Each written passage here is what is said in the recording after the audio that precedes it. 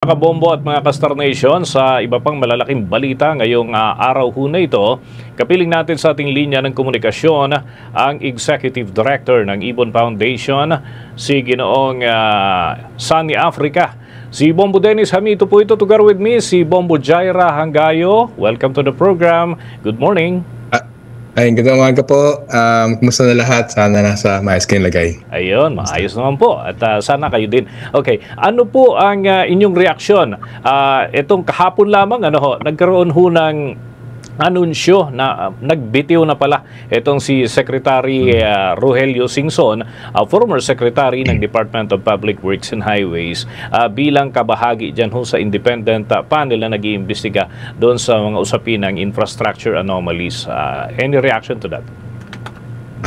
Well, syempre ang pinaka-reaction ay lalong nawalan na ng kredibilidad yung ICI. Kaya maganda siguro kung magkaroon ng maayos na paliwanag kung bakit nagbitiw si former Secretary Babes. Kasi right now talaga naghahanap na ng accountability yung publiko. Kung yung ICI isa doon sa mga flagship na measures ng Pangulo para daw di umano sugpuin ng korupsyon, kung may problema doon sa paggana ng ICI, siguro kailangan malaman, may maayos sa paliwanag kung bakit ganon. Kasi I think tama yung galit ng publiko, tama na tuloy-tuloy yung paghahanap natin na accountability. Pero kung yung mga flagship measures for accountability ay may mga question, siguro maganda maayos yung sistema na yan kasi hindi tayo pwede pumasok ng bagong budget, malapit na mag-BICAM, malapit na i-finalize yung 2026 budget, hindi tayo pwede pumasok sa bagong taon na walang pakiramdam ang publiko na maayos na yung budget processes natin. I see. Ito lamang sabi nila medyo mahina yung performance ng independent panel, pero recently nag-file din ho sila ng mga information doon sa Office of the Ombudsman. Hindi ho kayo satisfied doon sa kanilang performance so far? Ganun po ba? Hindi lang siguro ako, I think nakita ko sa mukha nyo, hindi rin kayo satisfied kasi walang duda, kung titinan yung kumpara sa nakaraang taon, kung ilan yung mga mataas na opisyal na kakasuhan, walang duda, mas marami ngayong taon kumpara sa nakaraang taon. Pero ang panukat naman natin, hindi yung improvement mula sa nakaraang taon, ang panukat natin, yung lawak at lalim na pinakita ng mga hearings, ng mga expose ng korupsyon, naharap ba yun? And I think, walang duda kahit may sabihin mo may 4-5 former at current senators sa makasuhan, kahit na sabihin mo may 15, 20 or kahit 30 kongresista na mga kasuhan, kahit na may ilang dosenang mga DPWH officials, at sabihin mo kahit ilang daan contractors, kung yun lamang makakasuhan, alam natin hindi lang yun Si Secretary Lacson sabi na mismo, mayorya ng senador ay nakatanggap ng pork barrel. Alam naman natin, lumabas na yung mga expose about yung mga allocables and unallocables, daang kongresista ang nakatanggap ng pork barrel. Alam natin, kung pagbabatayan natin halimbawa yung corruption sa DPWH officials, hindi bababa sa 1,500 o baka 2,000 corrupt ng DPWH officials at libo-libo pang contractors yung sangkot sa korupsyon. Kaya kung panukat natin ay yung lawak at lalim ng korupsyon na umaabot nga hanggang sa Malacanang, hanggang mismo sa presidente, sa kanyang anak at sa kanyang pinsan, di umano, kulang na kulang talaga yung mga hakbangin ngayon. I think tama lang na magalit tayo kasi hindi pwede magkasya tayo sa ilang makakasuhan tapos hintayin nila ang 2028 elections tapos yung daan-daang korap na kongresista, yung ilang dosen ng kandidato para sa Senado na sangkot sa pork barrel, tatakbo na lamang at mananalo ulit sa 2028. So I think tama lang na tuloy-tuloy tayong dapat magalit, tuloy-tuloy tayong dapat maghanap ng accountability at tuloy-tuloy tayong hindi dapat magkasya sa ilan ng mga nababato sa atin. I see. By the way, ang akin hong katandem dito si Bombo Jaira Hangayo, may ilan din po punto na nais na maitanong po sa inyo. Go ahead. Yes po. Okay. Sir, good thing na-mention niyo po itong pork barrel. Ano po ba itong allocable at non-allocable sa pondo ng bansa? Sa simpleng paliwanag para malaman din ng ating mga listeners at bakit ito nagiging sentro ng diskusyon? Unang-una, hindi malinaw talaga sa atin kung ano yung totoong halaga ng allocable at non-allocable. Pero ang pinakasimpleng paliwanag sa kanya, yung allocable at non-allocable ay yung bahagi ng DPWH infrastructure budget na binibigay bilang pork barrel sa mga mambabatas. May iba't ibang mga estimates yan. May estimates halimbawa yung Makabayan Block na umaabot sa more or less parang 230 to 250 million pesos per congressman ay pwede makuha nila in terms of allocable pork barrel projects sa mga local projects.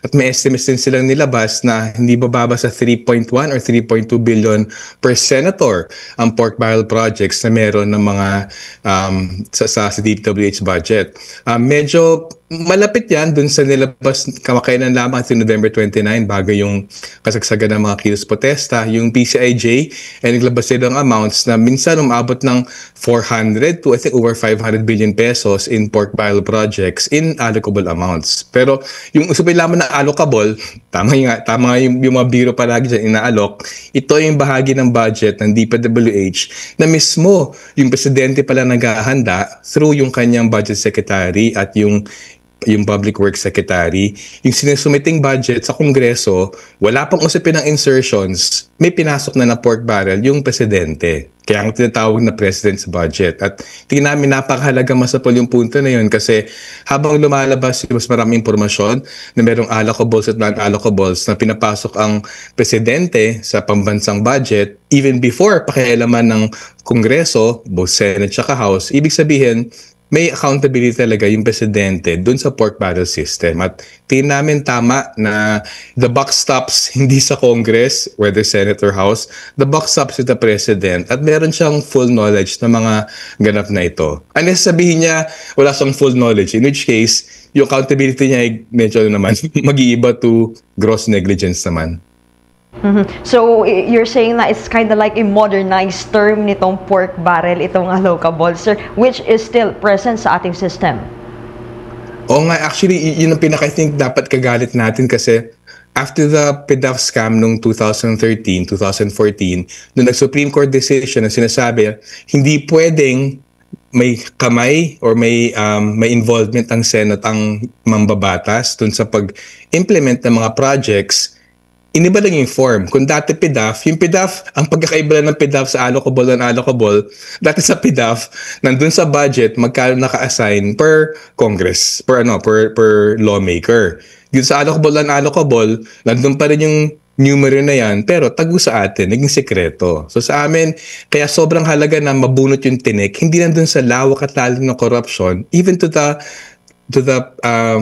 highest level ng office sa presidente. Kasi kung hindi maging accountable lahat ng mga sangkot dyan, hahanap at lahat ng paraan yung daan-daang corrupt officials na magkaroon ng bagong forma ng pork barrel. Kung version 1 ay yung PDAF dati, kung version 2 ngayon ay allocables and allocables, sigurado makakaisip sila ng version 3 eh. Kaya hindi pwedeng yung ilang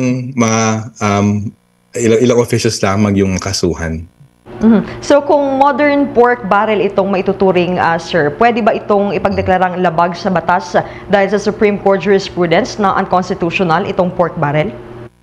I think dapat i-pursue nga yan kasi again, kung pagbatayin natin halimbawa yung PCIJ report, may actual formula sila dun sa usapin ng yung para may BBM parametric formula. Yung nakakatawa, mismo yung formula dun sa pag-allot nito ay pinangalanan after the president. So maganda nga actually, yun ko na nadinig yan, maganda i-pursue yung kaso niyan kasi kung naging formal part ng proseso ito, yung BBM parametric formula for pork barrel, kahit hindi formally tinatawag na pork barrel, hindi formally pinapangalanan sa mga documents, yung mga mambabatas, for sure may record eh. At I think yun ang isang pinaka-ikinagalit ng mga tao ngayon. Talagang sikreto yung pork barrel, sikreto yung corruption sa publiko. Pero within government, kumpleto yung dokumento nila eh. May formula nga. Nagsalita nga yung DPWH official, si Yusek Cabral tukol dun sa pork barrel.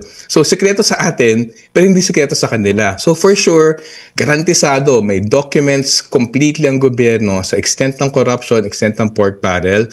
Maaari yung pag-resign ni Secretary Babes, syempre lalong yung pinag-aaralan niya, baka, again, speculation lang, pero nagsalita naman si Rep. Ege Erice kahapon, kung part ng frustration niya ay ay hindi dinadala to its logical conclusion yung ICI, maaring it's because nakita niya, nandiyan mga dokumento, pero natatali, nagbubusala ng ICI from pursuing accountability to the highest level. Again, speculation lang yan, but ang gusto namin clarify, all the data is there. Kung gusto ng gobyerno ilabas lahat ng mga yan, pwede na ilabas. Kung hindi nilalabas, it's because may tinatago po sila. See. Okay, finally, siguro kayo ho ba'y naniniwala na magkakaroon ng epekto sa ating target na economic growth? Itong issue ng corruption, though unti-unti, sabi nila, nararamdaman na, but in totality, patapos na kasi ang taon, sa tingin ho ninyo, anong magiging impact nito overall? Well, magkakaroon ng minor impact sa growth yan kasi nag-aalangan na yung mga mambabatas dun sa pag-implement ng mga infrastructure projects. Kasi kumbaga, alam nila mas malaking danger na ma-audit sila. Ganun pa man, hindi nawawalang corruption kasi ang tinataguan ng mga corrupt ay yung lawak at lalim at dami ng corruption. Alam nila, imposibleng ma-pursue lahat ng sabay-sabay. For sure, babagal economic growth kasi mababawasan, babagalan yung pag-implement infrastructure projects.